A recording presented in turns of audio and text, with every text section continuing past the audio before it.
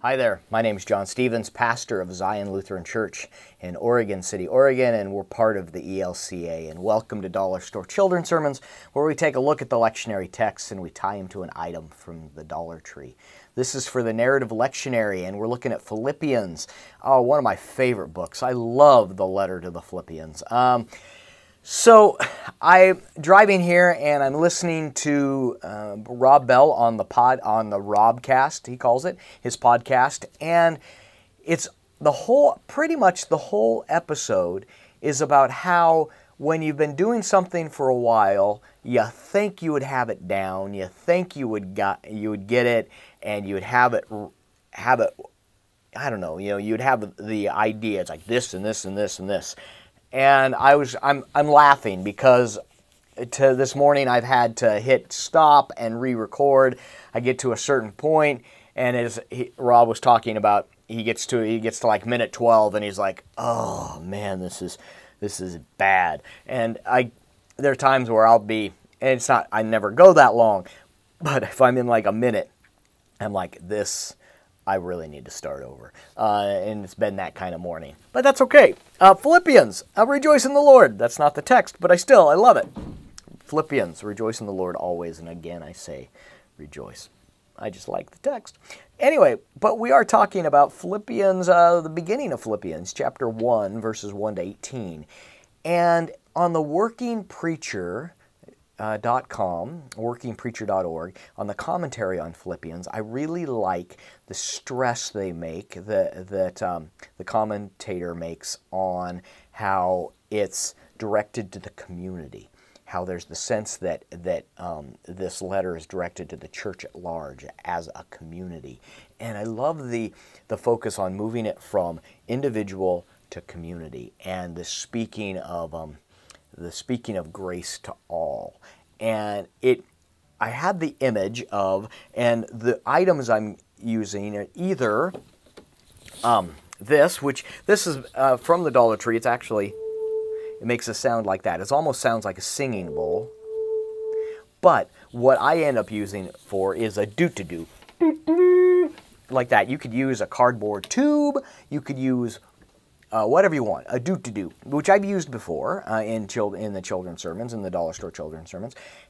But that, or if you have a cone, a traffic cone works well because that's another doo-doo-doo, or an announcement, or you'll take this. The idea is to make an announcement. And that way you can, I've got news for you. It's all about getting the word out that God loves you, that the gospel is of the good news and gospel of free grace, and that you are loved. And as it continues through the Philippians, that this is something to be excited about, to claim and say, God loves you.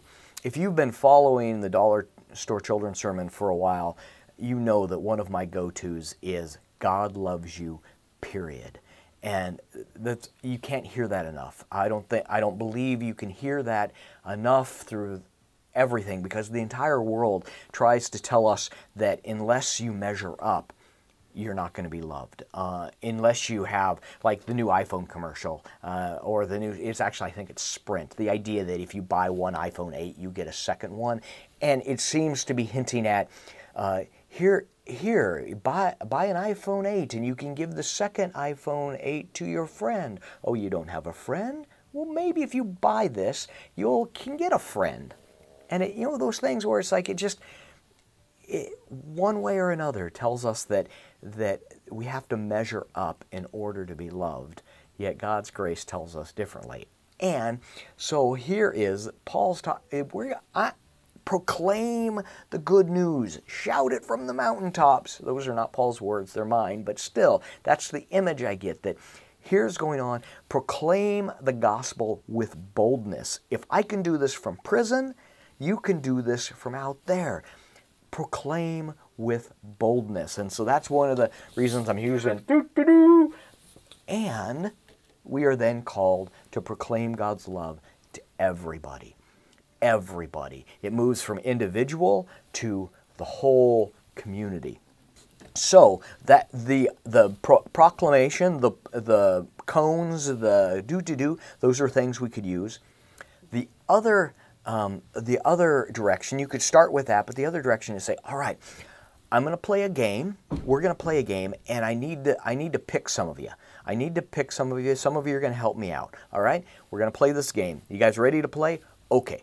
All right. So I'm going to pick you. I need you and you and you, and I need you and I need you and I need you and I need you, and you end up picking all of the kids. And if you want to stress at home, you can then ask the kids to help you, and you can go into the congregation and say, I pick you, and I pick you, and I pick you, and I pick you, and I pick you, to drive home the idea that we all are loved, we are all included. This message is for all of us. And you don't even play the game. The idea is that they are all picked. You stress that you just need to pick a couple of people. You don't say, I'm going to pick you all. You say, all right, for this next thing, I just need to pick a couple of you. It's important to say, I just need to pick a few of you, because that really drives home that you're only going to pick one or two. And then you pick everybody. Everybody is included. It's another way of expanding the circle. Everyone is included. And that is good news and grace. All right, so those are some springboards, some tangents to go on, and it's raining here today, so I'm basking in the glow of God's love and fluorescent light. I'm waiting for the sun. So, yeah, thanks for stopping by, and I hope you have a fantastic week.